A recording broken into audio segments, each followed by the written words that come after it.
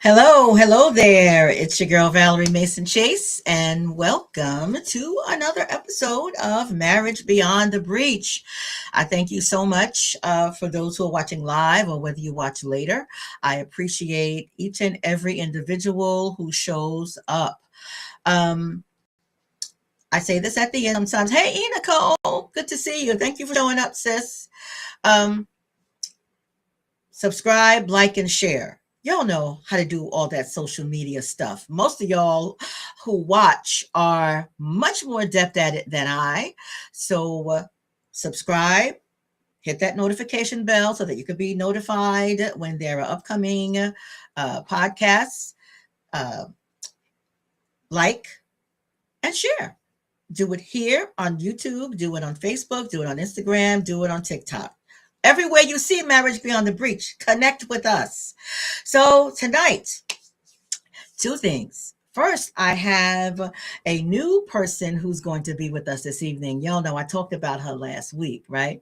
And as I said last week, I am so incredibly blessed to have connected with a such a dynamic group of women.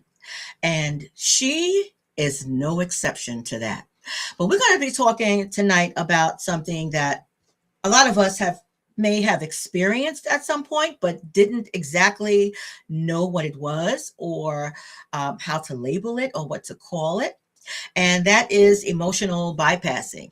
So that's what we're going to be talking about tonight.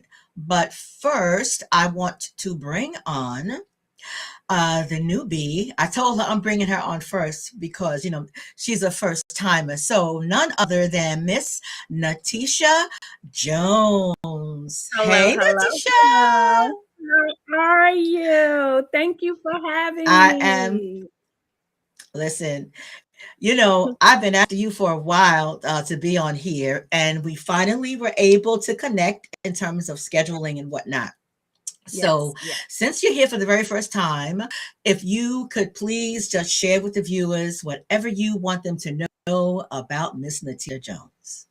Okay. Well, my name is Natesha. I am a licensed clinical social worker, and I've been in the mental health field for over 20 years. Right. Mhm. I specialize in supporting children. I've worked with majority of children, but my practice has kind of evolved ever since the pandemic. I'm Mhm. noticing just how much trauma has impacted not only our children lives, but our just people, family, and children lives in general. So I kind of made a Mhm. transition in my therapeutic style and technique. So my purpose now is to change pain into purpose in order Mm. to move forward from hard situations. So now my focus is specializing children with trauma, adults with trauma. And so that's what I'm doing at this time. Yes. And as I said, Natisha is with us over at Mending Hearts Behavioral Health and Family Services. However, Natisha also has a practice named Kinetic Counseling. Kinetic. I'm going to put that up in a little bit. Natisha, real quick, Mhm. shoot me a text Yes. with the link for if is it your website, your Yes. psychology. Okay, just shoot me Okay. a Well done. text. Write that real quick. Well done. Well done. Okay, my dear. So next, I'm going to bring on some. She's been here a few times before, and I am going to bring on other than Miss Leah, the somatic Hey, specialist. I'll take Hey, Miss that. Leah. I know you've been here before. Hello, thanks for Some having me. those who are have watched before may know a little bit about you, but remind them who you are. Who is Miss Leah? I am a licensed professional counselor. I have been prior. This is my second career, so I was in the classroom and education for 18 years, and then I switched over to counseling. I primarily work with like older adolescents and adults. A lot of trauma work. I do EMDR work and some parts work. So that's generally Mm. where I kind of hone in the counseling room. Yeah. Okay, okay. So listen, obviously we have trauma specialists here. So if you or someone you know is experiencing the effects of trauma, because I just have, on some level, have had some traumatic experiences. And unfortunately, a lot of us, especially within our community, and by our, I mean people of color, don't always seek to treat that, process that. So, yeah, Mr. Tisha, listen, they're here, and I'm going to have their information up on the screen in a little bit. So now, last but certainly not least, is Dr. Angel Wyndham. Hey, Angel. Good evening. Good evening. How are you? How are you, Valerie? I'm doing well, and I want to thank you. I'm doing well. Thank you for being here. And I know you've been several times before, but just share about Dr. Wyndham. Well, I recently last year moved my private practice to Princeton from Somerset. So that's Mm-hmm. one good thing to know about me that I'm in the Princeton area now. I still do virtual as well. I primarily work with children, adolescents, young adults. I've shifted somewhat too, that I tend to work with a lot of women as well.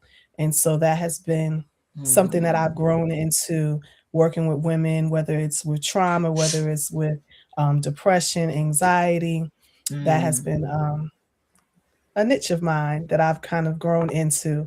I do provide Mm-hmm. supervision as well as a certified clinical supervisor. So that is something that I Mm-hmm. enjoy, um, providing supervision and seeing future leaders grow in our field. Okay.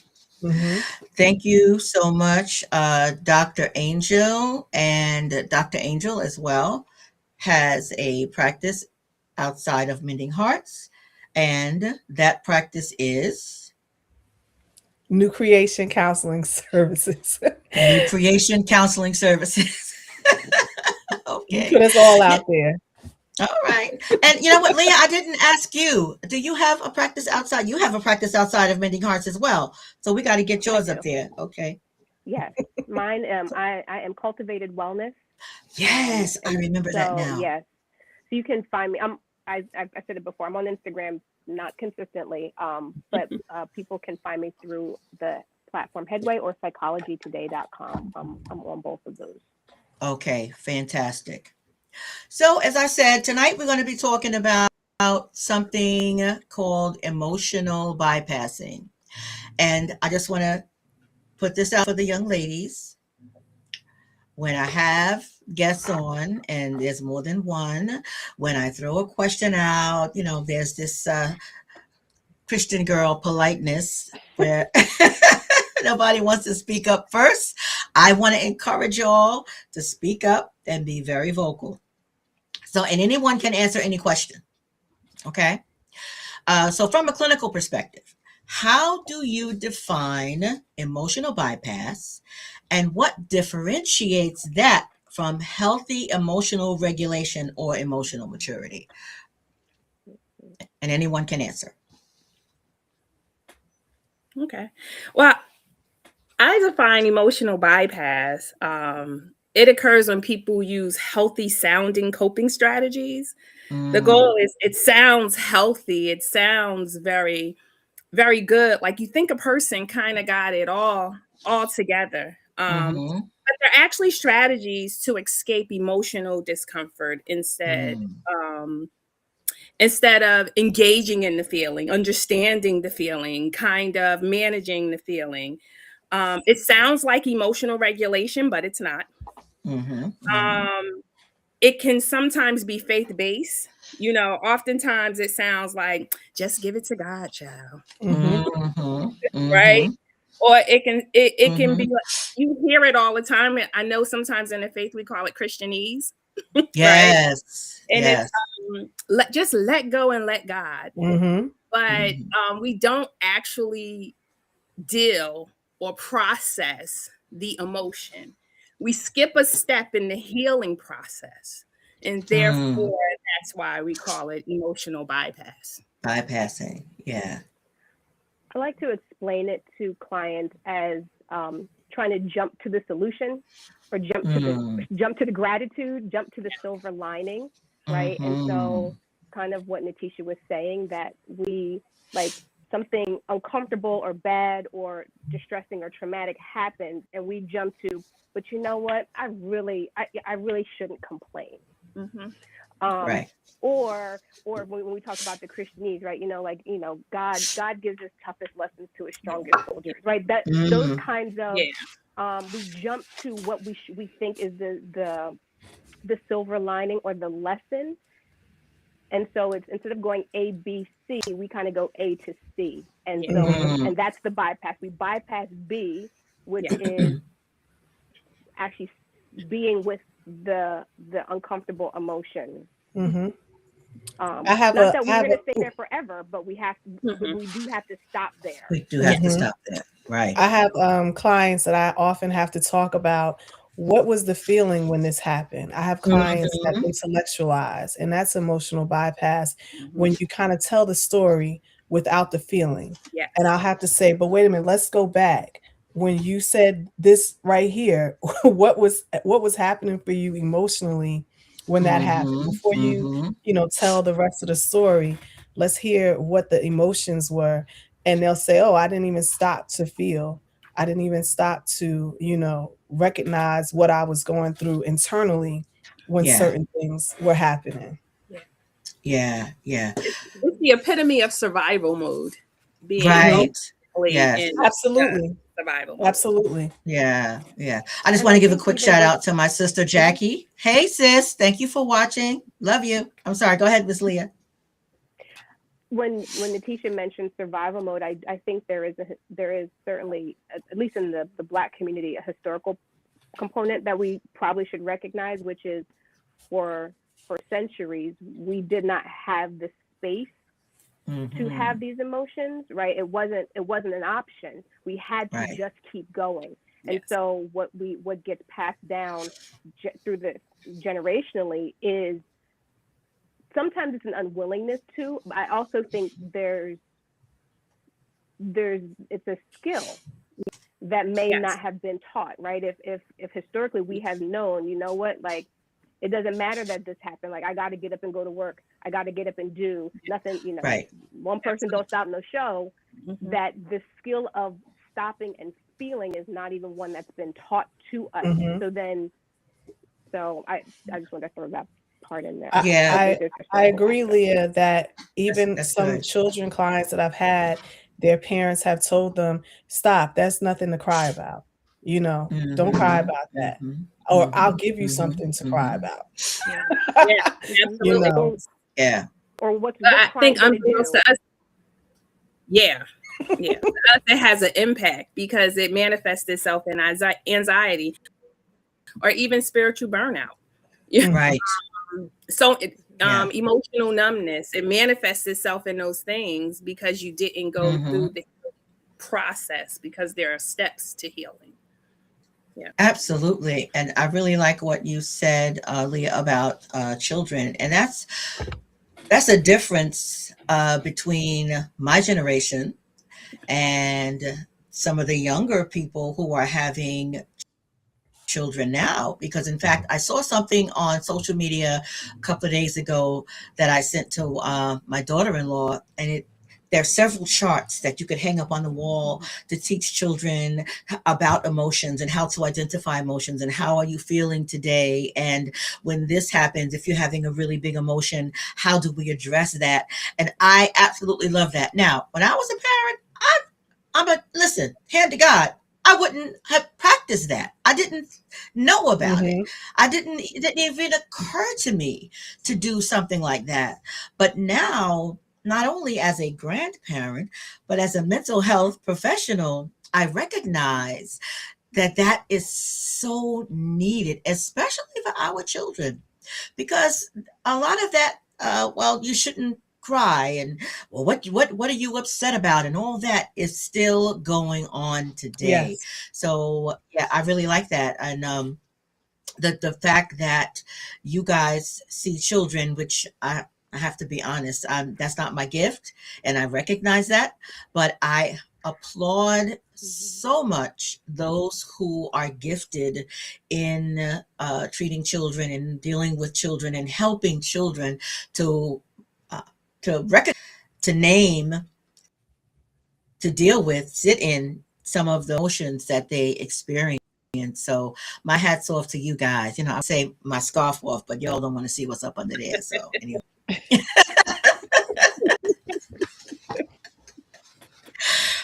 So what are some of the most common ways that emotional bypass might show up in a relationship, particularly when there's conflict, when there's grief, or when there's betrayal, especially when there's betrayal? Mm. So often in relationships, when there's emotional bypass, one of the partners or both partners could be giving each other the silent treatment. They're not speaking to each other. They've shut down. Um, Mm-hmm, they're not. mm-hmm, There's no intimacy. They may be just going through the emotions of living in a home as like what roommates, but not as friends or lovers or anything, because they mm-hmm, have mm-hmm. this emotional bypass. Or maybe it could be when there's some kind of conflict, one doesn't say, what is bothering them. They just shut down and don't share, what their concerns are, you know. Mm-hmm. I think it also can look like being told you're being too dramatic and too emotional. And Yes. Mhm. so, whatever causes a person to, it's minimizing it, right? And so Mm-hmm, the minute mm-hmm, we're told we're too whatever, the instinct mm-hmm. tends to be to pull back or to pull in or to lessen ourselves. And so that Yeah. that's bypassing in different ways, but on both people are Mhm. involved in doing it, right? So one is bypassing to say you're doing too much, stop, so that they don't have to deal with the bigness or the accountability, whatever they're trying to avoid. So they're Mm-hmm. using that tactic to say you're too much, so you be less, so I don't have to feel. Right. And then on the flip side is if the person accepts it, then they then shrink themselves and tell themselves, I am being too much. So then they emotionally numb and then probably start a cycle of, second guessing themselves or blame. So it could, I've seen it look like that too. Yeah. I think the other thing is sometimes people rush to resolution, right? Mm. Like, oh my God, let's just move on. Let's just move on. Or why do we keep talking about this? Yeah. Right. Or let's leave it in the past. It happened in the past. Why are we bringing this up? It kind Mm-hmm. of Mm-hmm. looks like that. And I think sometimes what happened is that we just skip the emotional process and go straight to closure, and we don't process Yes. the emotions in return. And I know for some clients that I've met, when that emotional process is skipped, anger and resentment builds up. Yes. You don't process it. You don't give the feeling a name. And you got to give Mm-hmm. the feeling a name to find a resolution or self-soothe the feeling, you know? Right. Yeah. Yeah, that's really good. I know I see emotional bypass show up a lot in couples where there's been infidelity. And they sometimes the betrayed partner, especially when they're Christian, feels like, oh, I have to forgive. And they rush to say that they forgive when they haven't Mhm. actually forgiven. They haven't even dealt with that severe betrayal that has occurred and the anger that comes as a result of it, because they think that they don't have a right to be angry. And sometimes I have to go back. Sometimes couples will come in and they'll say, oh, well, we have communication issues. Duh, of course you do, because you haven't dealt with that betrayal that happened, Mhm. even if it were 3 or 4 or 5 years ago. And see, that's one of the things that the Gottmans teach about when you're dealing with couples where there's been infidelity, you have to engage in affair recovery first and then marriage recovery, because you've got to go back and deal with that. And sometimes I get resistance from Mm. the partner that's been betrayed, because they are reluctant to sit in those feelings and acknowledge that they're angry still. But I hear the resentment in the room. Mhm. So, yeah, from my perspective, that is a huge way that emotional bypassing shows up. So, question, I want to put it up on for you guys, and it is from Forever 8671. I'm not sure who you are, but thank you for watching. And the question is, are children of today desensitized to emotions because they use social media as an outlet? How do you respond to that? That's a great question. It is a great question. Thank you, honey. That's my husband. Oh, Yes, hey, hey, yes, Frank. Coming in with children the of good one. today. Yeah, hi, Frank. Children of today. Yes, they are desensitized. Yeah, they use social media as an outlet. They use TikTok, Mm, Instagram, Snapchat, all of that as an outlet. Um, also even their friends. Most of the time when mm, children get to be in about teenage years and like that, they're not necessarily bouncing ideas off of their parents or adults. Even if that adult is a right. trusted adult, they're often Hmm. turning to peers. That's just a natural part of development that, they start to look Hmm. towards their peers. And, if those peers have been experiencing the same things they have, then yes, that's going to continue the cycle of emotional bypass. You know, Yeah, parents yeah, saying, you can go on YouTube or go ahead and play the video game, or, a lot of times, the kids are not even having those conversations with parents like they used to, or sitting around a dinner table, or let's have game night. No, they're all on their technology, and they're not having those conversations. So that's yeah. another form of emotional bypass, when you're not even available emotionally for Mm, the people in your home. Yeah. hmm, When I hear hmm. that question, I don't know if I would go with desensitized, but certainly social media is inadequate. Mm, So because of the Hmm. speed that it moves, that it might allow you to connect, Yeah, but it's not thorough. Nothing gets fleshed out because you're watching TikToks. It's real, right? Even if you're connecting, not like using technology for, you're not using it for maybe video games to distract, but you're connecting with your favorite hmm, hmm, professional health influencer, right? And they're mm, saying something that speaks to hmm, you, and you connect, but it's hmm. not enough, right? Like it kind of like drops your toe in the Right. pool, but there still needs to, and I think that's what Dr.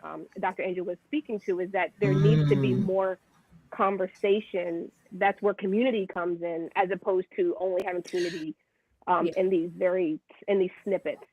And I want to piggyback off what Leah said, because when that happens, it distorts. mm, It kind of distorts, especially when, mm. because I know right now there's a lot of spiritual podcasts, and you get little snippets, but you don't get the full piece of the full pie. You may get little snippets, so Right. it has the potential of distorting the theology, or it has the potential of distorting your Hmm. understanding, of what's being said. So you may get a piece, but you don't get the full Yeah, pie, if that makes sense. Yeah, you lose the yeah. nuance of That it make all, that right? The makes a Yeah, whole lot of, complexity of yeah, it. absolutely. Absolutely. yeah.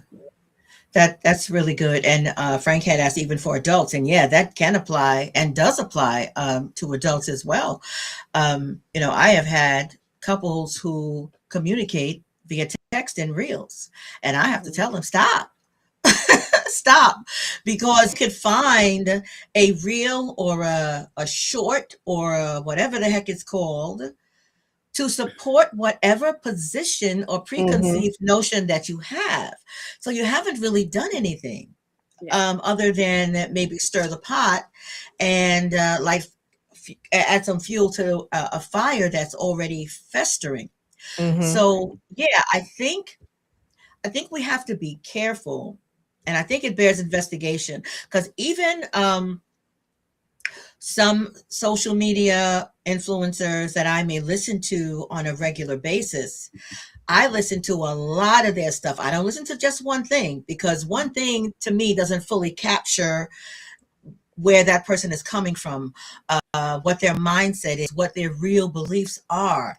So I think you have to kind of investigate more than just listening to a reel or a short or Yeah. whatever it might be. But yeah, that's good because you can't get the full picture, and it's not Absolutely. therapy. It, Social and that's media the, is Yeah, not it's not. therapy, and some people are using it as As, Yeah. therapy, and it's not. along with Mhm. And let me just AI. especially say this if Nor you is don't have along the AI. with AI. Thank skill, you. nor is Thank you, AI. Natesha. And if you and I think it gets incorrect. So Yes. going back to the question about desensitization, I think that other tricky piece Mhm. is that if we don't have the skill, we tap into social media and it brings up big emotion. Yes. Yes, And it now does. we don't Yes. have the Yes. skill to regulate it, No. to swing that pen. That's No. why you need the support, whether it's Yeah. community, whether it's like an official counselor, because Mhm. something might bubble up that you don't Yes. have the skills to navigate in a healthy way. And so it actually could Right. become quite dangerous, um, Very. because people can become triggered. And Yeah. so I think And Mhm. they being do. very mindful of that, and they do, And and they we do. see it. We see the Yeah. crashing online all Yeah. Mhm. the time. Exactly. We see it. Yeah. Yes, yes. And I that want to say also, something else too about yeah, social yeah, go ahead. media and, Mhm. not really having community. I don't know that it was desensitization. I don't desensitization, but it was Yeah. disengagement when, COVID Mm. happened, when the pandemic happened. And yes, and people look to social media. That's how they look to, socialize with others. But Yeah. then, when we came back together out of the pandemic, people often didn't have the social skills, especially children, because they had lost that time in school. And it's Oh, so yeah. vital in school that we get that time to interact with our peers and interact with Mhm. adults and learn how to have those healthy attachments, those healthy relationships. But Yeah. there was that period in time where children, adolescents, adults, everyone lost that period of time to Yeah. socialize, Yeah. with each other And That's they're very still true. recouping. They and still recovering. they lost social skills and they're still recouping still. Hmm. Yeah, yeah. Yes. It's gonna take a lot Yeah. to get that back. Yeah. Yeah, we did lose a lot through the pandemic. I remember my oldest granddaughter was in kindergarten at the time, Mhm. and a lot of the time she'd be here with me, and she'd have her laptop. First of all, I was amazed that the kindergartners could even navigate a laptop. That was number one. Okay. Yeah. Sometimes she'd be asking me, Mama, how do I do this? I said, baby, you asking the wrong one. Mama don't know. So I was amazed at that. And I really commended her teacher because she did such an amazing job Hmm. with those children. She was an older um educator. And matter of fact, I think she retired a year or two after my granddaughter had been in kindergarten, but she did an amazing job with engaging those children and keeping them focused. Now, sometimes the parents, not so much. They'd be all in the background, carrying on and kikiing and fussing and look. Oh my gosh, it was a hot mess. But yeah, yeah, I know I deflected a little bit, but Sorry. that was quite Didn't bring up that mean to was bring that up for you. yeah, that was quite an experience. That was quite an experience. Yeah. There was something else I wanted to say, but it flew out of my head. Maybe it'll fly back in a few minutes. But I want to ask, looking at Natesha, you brought up faith in Christianity, and Leah, you talked about Christianese. So, from a Christian faith perspective, how can Scripture, even the very Word of Mm. God, be unintentionally and sometimes intentionally used to bypass emotions rather than engage with them? Yeah, that's a really good question. I think it, some okay. Oftentimes I find that people use spirituality as a bypass, right? Mm-hmm. like they try to bypass the process. They use scripture just not to feel the discomfort of emotion.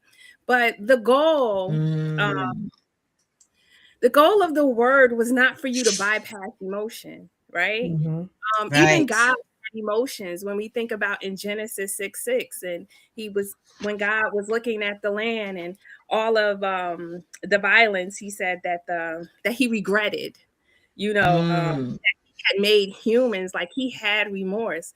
And then even if you mm-hmm, think about Jesus, like Jesus wept Mhm. the mm, tomb of Lazarus, right? He mm-hmm, wept. mm-hmm, So emotions were never supposed to be bypassed. It Mhm. was right. supposed to be the word is a tool to help you transform.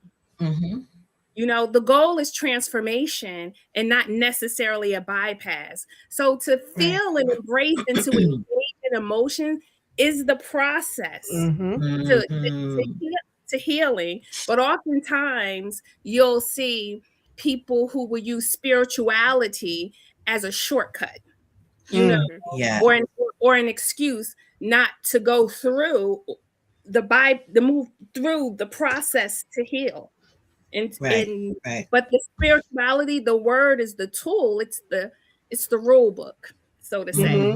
Mm-hmm, Mhm. mm-hmm, If that makes Yeah, sense. I yeah. think of a scripture that comes to mind that I've heard so many times. God has not given us a spirit of fear, but of power, love, and sound Mm, mind. And so it kinda makes the person that's Christian think, "Oh, I can't be afraid of Mhm. anything." And I often mm-hmm, tell, since I provide Christian counseling, I often tell people, "No, you can acknowledge your fear. You can tell God, 'I'm afraid about Yeah. this. I'm afraid. I'm scared,'" you know? right, But you can then tap into him and say, "But how do I do this afraid?" I tell a lot of my clients, we can do things afraid. We can absolutely. process that we are afraid of something, that we have Mm-hmm, fear. Now, we mm-hmm, can also process that that fear wasn't given to us by God. No, but we are on this earth in flesh.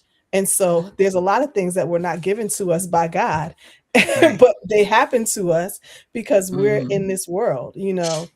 And it's important, like Natesha said, when we look at the Bible, we notice those times where Jesus was human and he was also God. He was mm-hmm, he was walking around in flesh, right? mm-hmm, And so mm-hmm, he experienced emotions. So we are right. to experience emotions. No, God has not given me the spirit of fear, but I am afraid. Mhm. So Right. what do I do about it? How do I Yeah. process this? How do I move forward? You know, God says, you can be angry and sin not. Okay, I'm angry. I don't want to sin. How do I move past this? How do I process this anger in a healthy Right. way? How do I not Mm-hmm. use emotional bypass and not, process these emotions? So Yeah. there are ways that people can interpret scripture and Mm-hmm. spiritualize the word, that they're supposed to be stoic and not supposed to, have emotions and express themselves. And like Leah said earlier, and not be seen as dramatic. No, Mm-hmm. that's that person's personality. They said that they was upset about something, and they meant it, and so they shared how they were upset about it. I don't Yeah. like how sometimes it's said when you share your emotions, not just that the person's being dramatic, but well, they don't even need to say all that. Well, maybe they did need to say all Maybe that they do. because they Right. wanted to get their point across. They wanted Mm-hmm. to express themselves, and that's okay. Mm-hmm. you know Yeah. Yeah. Mhm. Yeah. I just wanted to also piggyback on what you said about fear and that particular scripture. And I think it is used so inappropriately so many times because fear has its place. Yes. There are some things we are supposed to be afraid of. exactly. Fear can save your Yes. life. Life. Yes. So yeah, there's times and places where fear is absolutely Yes. appropriate. So to say that God hasn't given us a spirit of fear, so now we're going to pretend, and that's what it is, because we're Mhm. pretending we're not afraid, but inside we really and truly are afraid. Yeah. Yeah. So, and Leah, you were about to say something. I'm sorry. I like to take clients to the Garden of Gethsemane Mm. Me too. because that is that is such a great example of not just we can toil like Yes. that was a heart, and he didn't rush to, but you know what, I know in the end this is Hmm. what's going to Yes. save. No, like that was toil, that was wrestling, that was fear, that was I don't I Yes. don't I don't want to do this, I don't think, please make me not do this, right? Yes. And so I love that. sometimes I think Yeah. it's about giving ourselves permission, right, Hmm. to toil, which is and so when we actually sit with the emotions, that it is messy. It Yeah. can be messy. Hmm.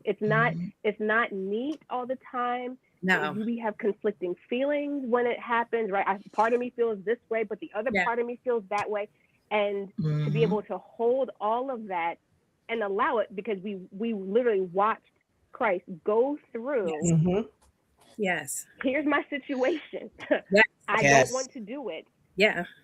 please. and Yes. then and then right, that's the ABC, right, and getting to Right. the point that says, you know what, right, not my will but that.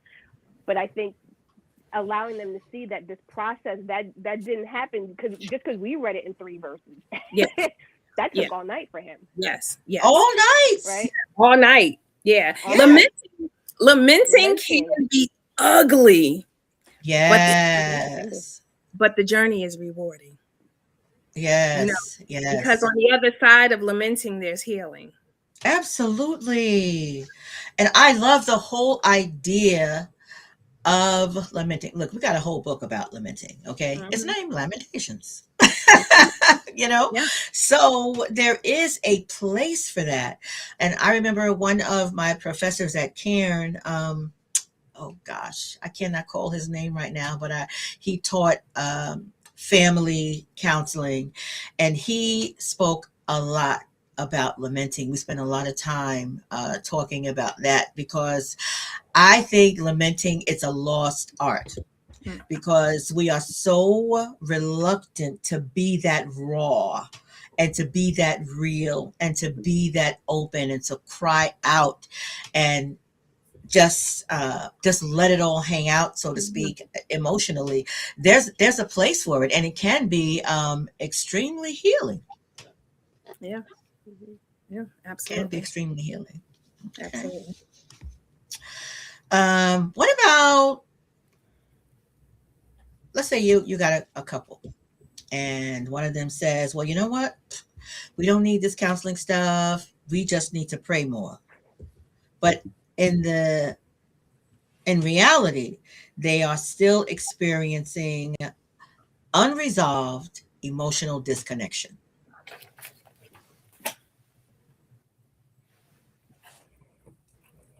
Well, that comment alone What do screams you say about the to disconnection. these? What do you say to this couple?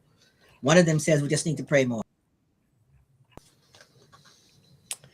Um, prayer is important. Prayer is important in any relationship. Yes, in this couple's Mhm, relationship, mhm. maybe they do need to pray more. However, there is a scripture that says faith without works is dead.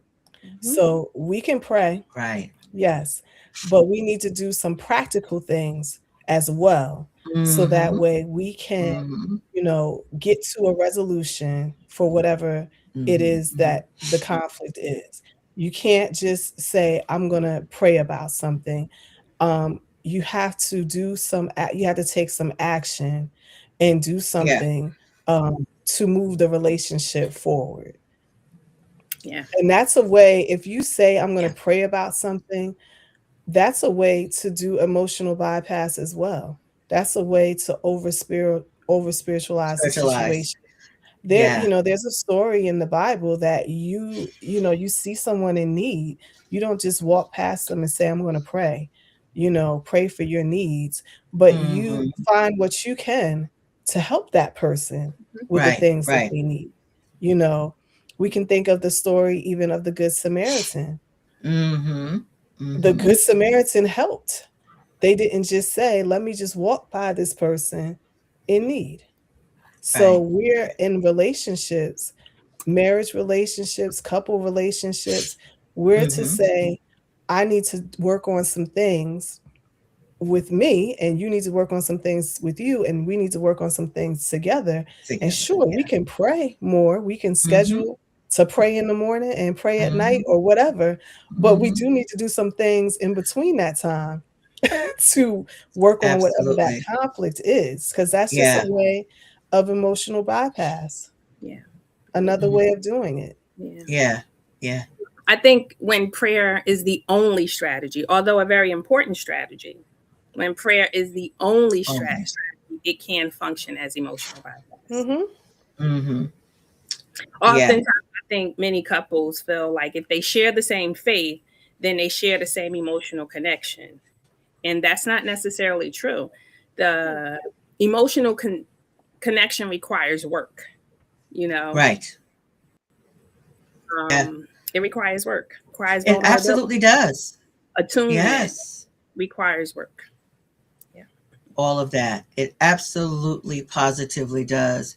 Um, and that's something that I share with couples because I look at marriage as a living, breathing thing. And like anything else that is living, it has to be nurtured in order to stay alive.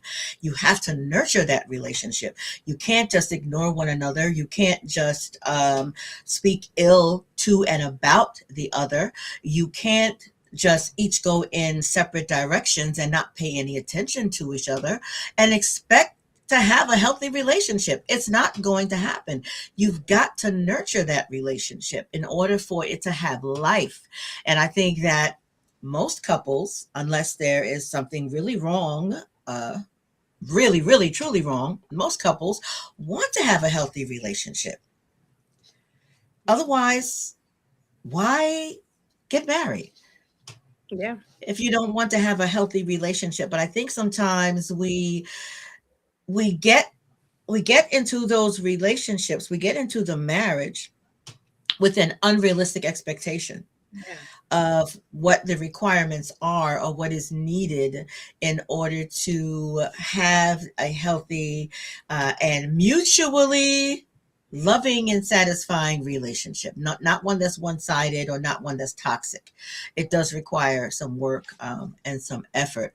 Brother Frank just said make sure that the prayers are real prayers and not complaining to God. You better talk, Oh, bro. You better fact. go ahead, Brother Frank, with your bad self. That's Yeah. Dr. Angel's man.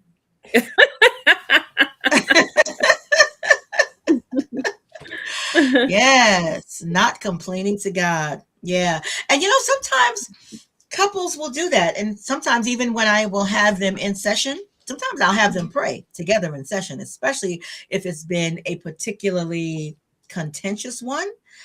I'll Hmm. have one of them pray at the end. And sometimes they pray at each other instead of for the relationship. You know how you say, "Oh God, help my Mhm. wife," or "God, help my husband."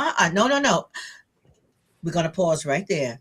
Right. That's We're gonna pause right there because that, to me, that is not an effective, genuine prayer because you are just taking a pot shot at your spouse under the Mhm. guise of engaging in prayer. We are not doing that. Not here, not in this room. We're not doing that. Now, if you want to say a real prayer, a show enough prayer, have at it, but not that. So yeah, that's good, Frank, because I definitely have seen couples do that. So what about when it comes to attachment and trust in a relationship? How might emotional bypass interfere, especially with attachment? Yeah. Um, that's definitely a good question. Mm-hmm. The best way I can phrase it is like when engaging in emotional bypassing, um, you don't deal with the emotion. You don't process the emotion. You Mm-hmm. move Mm-hmm. forward. You'll do anything, whether it's distraction, just moving forward, just to not to feel this discomfort of the emotion, that it actually Yeah. impacts emotional attunement. Like you don't really understand the emotional cues that many people may have, and you don't become emotionally present, right? Yeah. It Yeah. really impacts the ability to be present with someone. And to be present means there's a level of vulnerability that you have Mhm. to have, Mhm. So even though you may have a relationship, the connection in the relationship Mm. very well be fractured if Yes. you Mm-hmm. cannot be present, if so to say. Yes. Yeah. Yeah. What That's kind of good. stands out to me when I think about emotional bypass and the Mhm. attachment styles is avoidant attachment. What Mm. what Natesha is describing, being Right. distant, you know, Mhm. not being able to have that emotional connection, being dismissive. Mm-hmm. Mm-hmm. Um, Avoidant attachment styles often are dismissive, and that is definitely evident with emotional bypass that you are dismissive, and that's because of what you may have seen growing up. Maybe your parents, when they were angry or whatever with each other, they didn't speak to each other. Or Mm-hmm. maybe Mm-hmm. there was just a coldness in the house when there was a conflict. Nobody knew what was going on. Nobody knew why, Mm. things were, just going, people were just going through the motions. Hugs weren't happening, or maybe there wasn't any affection around the times when emotional bypass was occurring. You Yeah. know, um, I know a lot of clients that I've had that have been African American. I can say their experience is a lot of times with the father figure in the home, that, oh, they were the provider and they were the one that, kept the lights on, kept the food on the table and the clothes on everybody, and that's the way they showed love. But that's also a way of being, emotionally disconnected, not being emotionally Mm. available. And so that Yeah. could Yeah. be something that's taught to, a child, that this is how, parents are to be with their children, and that's a form of emotional bypass. Mhm. Yeah. When I hear attachment, um, the first word that comes to mind is safety, Mm-hmm. right? Mm. What I is didn't hear it what that she just said. did I glitch? Safety. The safety, Safety, Yeah. thank you, okay. right? Mm-hmm. And so Mm-hmm. when we think about someone who's avoidant or disorganized attachment, Mm, that Mm-hmm. it's a matter of what their system, how their system codes what's safe and what's unsafe. mhm, And so and so like with person who has more avoidant tendencies, a lot of times the fear is that they're going to be consumed. Yeah. They're Mm. going to be consumed emotionally. Yeah. Or in Yeah. a disorganized attachment, right? Like, I don't know what I'm about to get, right? Like, Mhm. some days you're this, but some days you're that, and I can't predict. So I Yes. have to keep that distance. And Yes. so I think it's learning how to safely connect, safely feel, safely Mm. predict what's about to happen so that I can say, you know what? I can tell you that I'm scared. Yeah. Or, you know what? Whatever the thing is. And so Without I think feeling like you're going to weaponize it.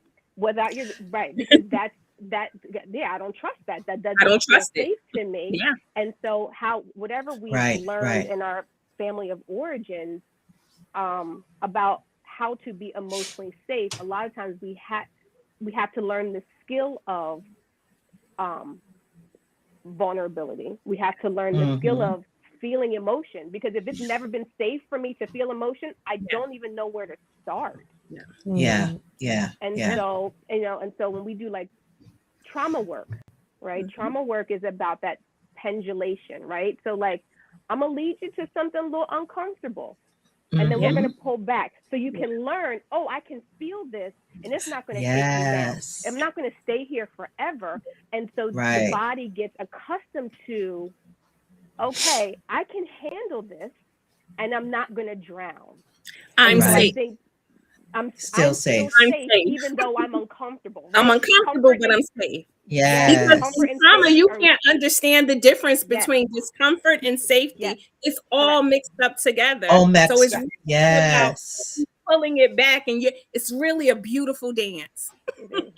It's such It a And beautiful is. dance to of going witness and back bear and witness forth. to it. Yeah. It Yes. is. It really is. And that to me, that's one of the beautiful things about EMDR. And that's one of the reasons why it's so important to have that foundation of a client having the tools for that for dealing with those big emotions, installing those resources, teaching them how to manage their emotions and all that.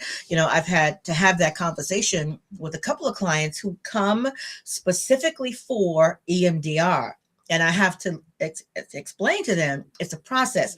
We cannot just jump into that. And I say over and over, it is for your safety, it is for your protection, because we are going to be talking about, and in some cases, reimagining a very, very traumatic and painful uh, incident Yes. in your life. And I need to make sure, to the best of my ability, that when all that uh, dysregulation happens, that you have the tools to deal with it, especially when it happens outside of session. Because I have a level of control when it happens in session, but I need to make sure, to the best of my ability, that you can do that outside of session. That safety cannot be overemphasized, and not just when it comes to trauma, in the midst of relationships as well. And that's a piece that sometimes partners miss, that, well, he or she won't share certain things with me, they don't talk to me, but they'll talk to their sister, or they'll talk to their best friend, or they'll talk to this one or that one. Well, guess what, boo, you're not a safe space for them. So it Mhm. stands to reason why Mhm. that they're not necessarily sharing. And the word you used, Natesha, earlier, is weaponized. Sometimes those emotions are weaponized and used against the individual who does take that risk, because sometimes they will take a risk. Every once in a while, stick a toe in the pool. I think Leah used that analogy, and share something, but then it's weaponized, and then they're not going to do it anymore. There's not sticking a toe. They done took off their swimsuit. They done left the pool. They Yep. gone. It's just not going to happen. So safety is so vitally important in all relationships, not just romantic relationships, in friendships Mhm. and family, colleagues, all of that. Safety is a huge factor. So yeah. I want to ask, so let's talk about how you guys, as counselors, how can you gently challenge? And I say gently challenge because, a lot of times we do have to challenge some Mhm. stuff that shows up in the room. So, how can you gently challenge emotional bypassing without the client feeling shame when they believe that they're doing the right thing? Whether they think they're being strong, they think they're being faithful, they think they're being logical. How can you gently challenge that and without them feeling shame? Mhm. I think for me, when I think about emotional bypassing, it's really a defense mechanism Right. that came Mm, from somewhere. And the mm-hmm, goal of this strategy that one uses is to protect, right? mm, And it seems if you're consistently using this strategy, this for you, or another, right? yeah. I think as a clinician, I want to honor that because possibly there may have been a time you needed to be in survival mode and you had to use Mm-hmm, this particular strategy, you know? But I yeah. want to honor the fact that this is a strategy that you use to protect you. And apparently, if you're still here and you're with me, you did a Mm-hmm, wonderful job. Now let's determine if mm, you still need this strategy. Is it still working for you? right. Is it still working? Is it Yeah. still working? And Mm-hmm, the thing is, I want to honor it. I want to give homage to it because it did its job, you know? right. But now, does it help or hurt you? Does it Right. keep you Right. disconnected or does it keep you connected? Mm.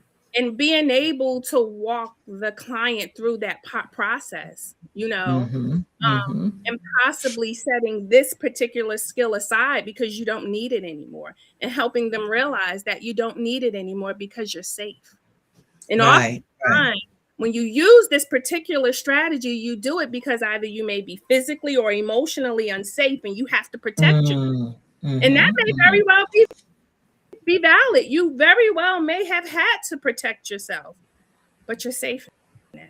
Mm-hmm. Let's Mm-hmm. see if we can find it so we can embrace Yeah. this new world. Mhm. Yeah.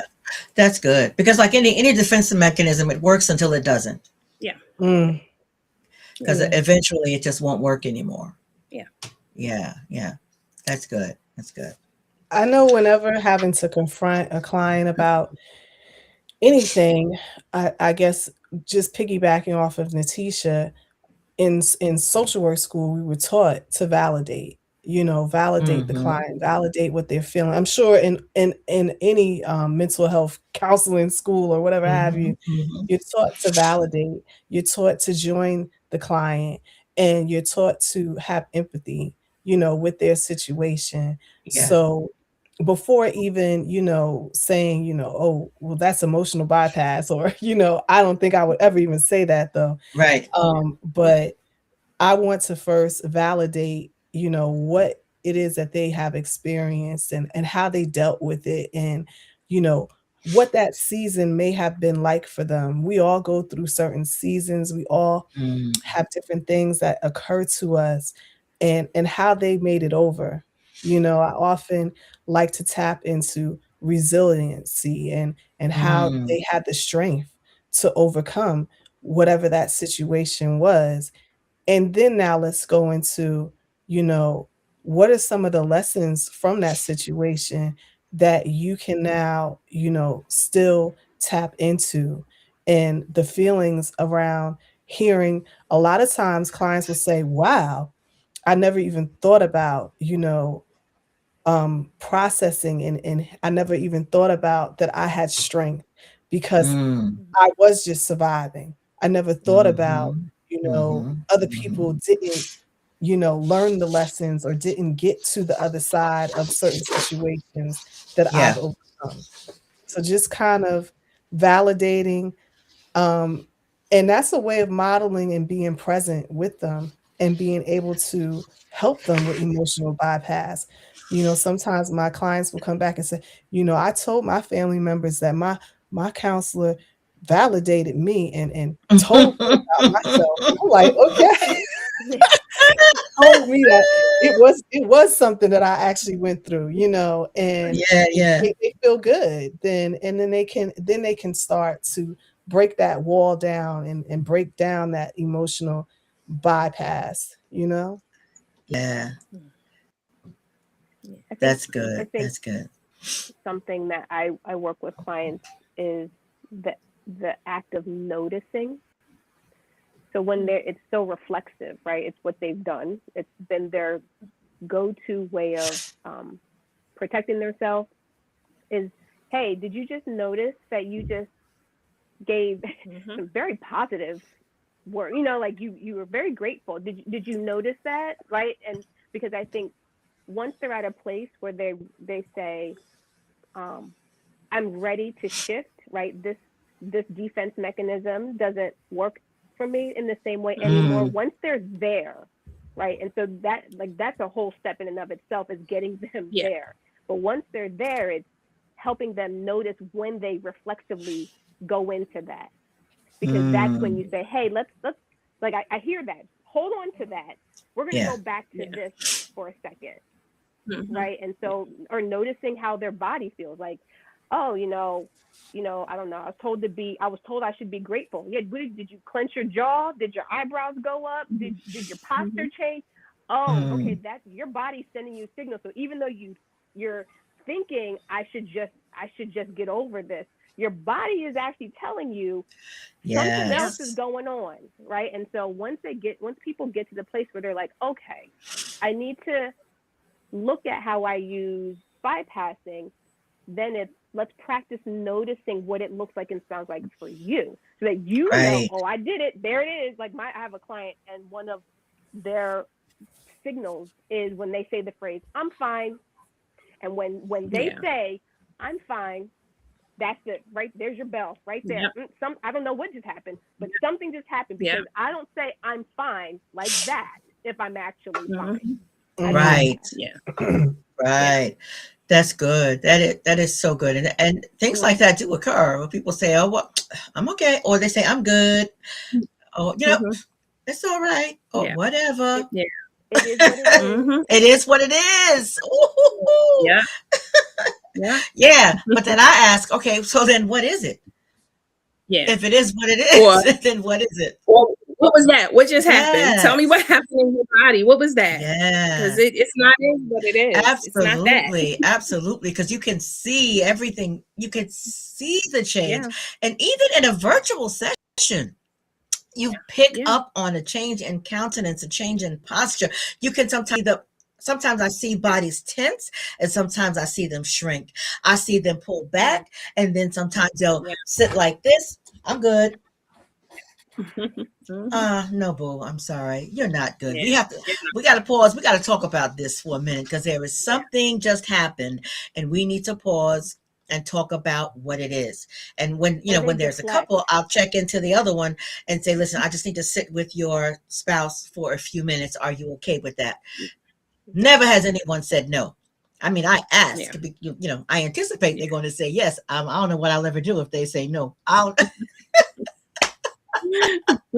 but they always say yes. And so I need to sit with that and process through that to help them understand what I saw and what they were feeling and make those connections. So hopefully the next time they feel that thing, they can put it in check, like you just mentioned, Leah. Yeah, that's really good. So I want to ask each of you if a listener suspects emotional bypass might be present in their relationship or in their personal faith walk for that matter. From your perspective, what is one first step that they can take toward a deeper emotional and spiritual integration?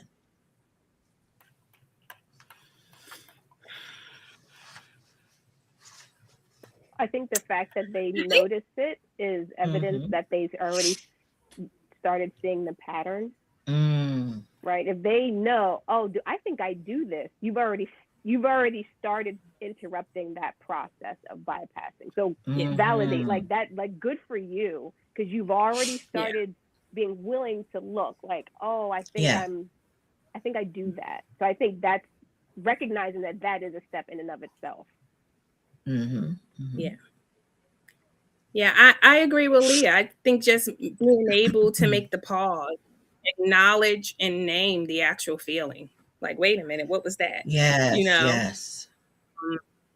because the work the work doesn't begin until you name it and call it what it is. Right. And then that's when the real work can be able to, you can see how it feels in your body. Mm-hmm. You can be able to see how it shows up in different situations.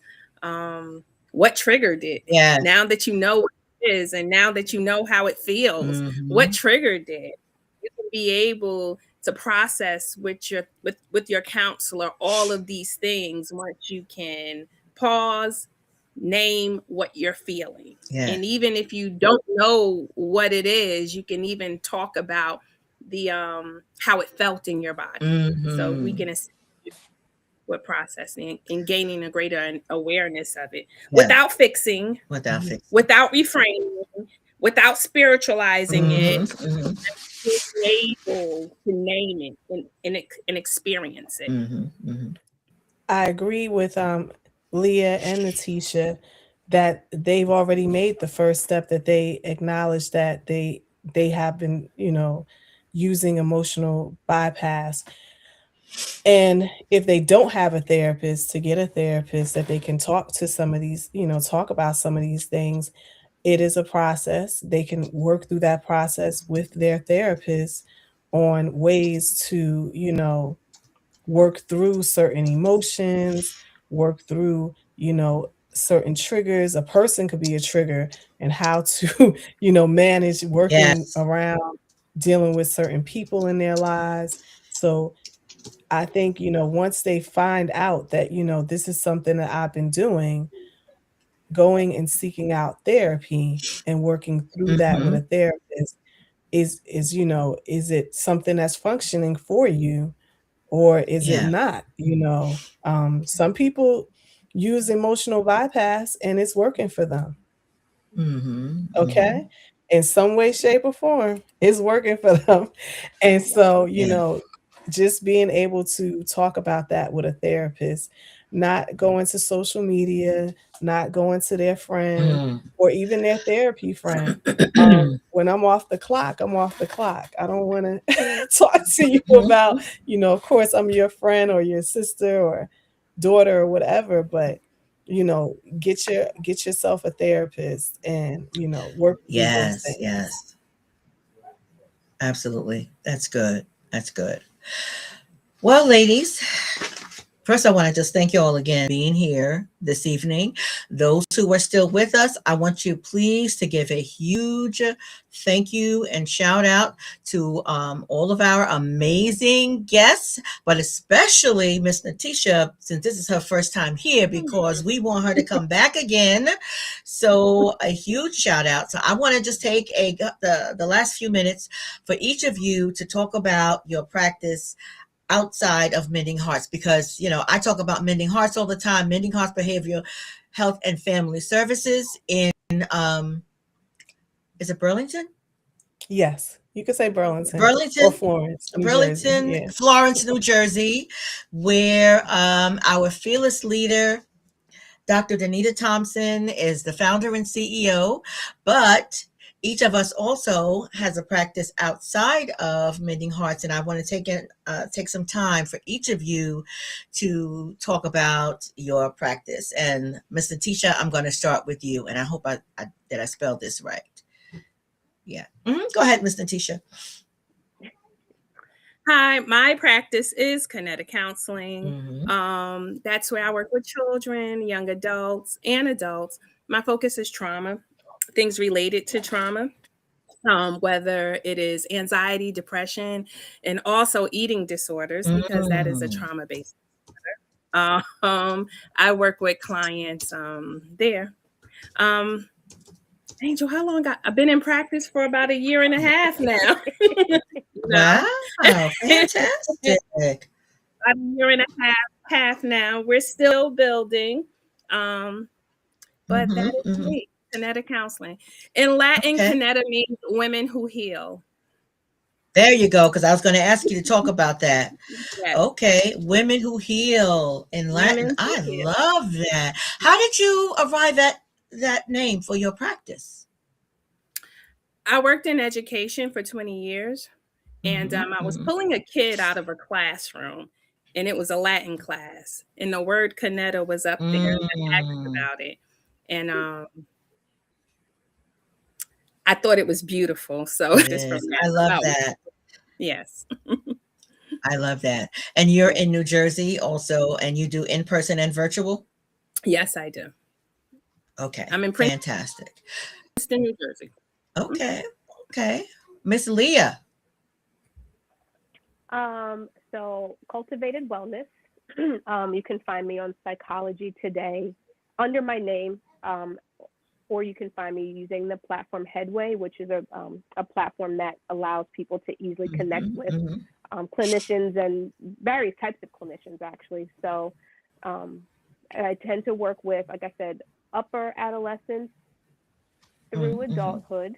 Um, I a lot of trauma based work, and actually moving into a lot of neurodivergence and how neurodivergence shows up and impacts our daily life.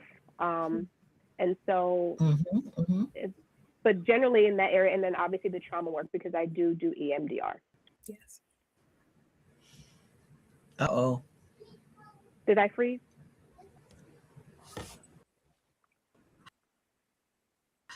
I heard you, but I No, think that was me. I okay. hit something Okay. that I shouldn't have hit. Okay. Okay. Oh, that was it. Okay. Yep, that was everything. And hold on. Okay, I'm sorry. I hit something on my computer and it started to get a little wonky. So now, Dr. Angel. Yes. So my practice is Okay. called New Creation Counseling Services, LLC. I too am located in Princeton, and I work with children, adolescents, young adults. I do some couples work. I have done some couples work, and Mhm, I've done mhm, some premarital counseling. I've done, some conflict resolution with couples. That's not necessarily the be all for me, but I know it is for you, Valerie. But yes, mhm. so I I love like it. I said earlier, I typically I typically work with a lot of women. I have started to work with a lot of college age students as well, and just Mm, navigating adulthood, young adulthood, and you know the autonomy, being independent, and all of that. And it's mhm, my practice is also Christian based, so I do provide Christian counseling for those who, request it. I think all of us do in our practices. And mhm, yeah, mhm. it's been a journey. I've been working my practice part-time since 2019. So we'll be going into 7 years in May of this year. So really excited about that. Wow. So, as Wow. you all can hear, you've heard them on this podcast tonight. Obviously, extremely learned and capable and professional women. And I want to encourage all of you who, whether you or someone you know, may be in need of counseling, a counseling professional, Miss Natesha Jones, Miss Lia Hannon Sylla, and Dr. Angel Wyndham, all practicing in New Jersey. And you have, I put up on the screen how you can connect with any of them. All of them, actually, you could find on Psychology Today. If you forget everything else, you can look them all up on Psychology Today's website and connect with them there. Because if you put something up on Psychology Today, we get a notification when someone is trying to contact us. We either get an email or text, and sometimes we might get both. So I want to thank you. So Jackie, my sister, said great topic. She enjoyed the conversation. Nicole said awesome. I want to thank you, my sisters, so very much for taking the time out to be here with me on this evening. I really appreciate you, and it is such a blessing that God allowed me to connect with all of you there at Mending Hearts. Mending Hearts is the place to be. Listen, I don't care what nobody say. That's it and that's all. Mending Hearts is the place to be. We are all there, and it's not just us. I've had others from Mending Hearts on here, and I know that I'm a little biased because I do practice there at Mending Hearts, and that's admittedly, I'm a little biased, but we have some amazing clinicians who serve there at Mending Hearts. And these phenomenal women that you have witnessed tonight, they are just an example of the power that is there, the awesomeness that is there at Mending Hearts Behavioral Health and Family Services. So I want to thank you all, my sisters. I love you. And those of you who are watching live or later, I invite you to tune in next week. And the topic is When All Else Fails, Navigating Divorce. That's not something that we like or promote, but we know what happens. It's real. So we're going to be talking about that next week, navigating divorce, because it's not, especially from the perspective of someone who is a believer. How do you navigate that when you're surrounded by people who are telling you, oh, God hates divorce and all that other blah, blah, blah. So tune in next week. We're going to be talking about it. I love you all.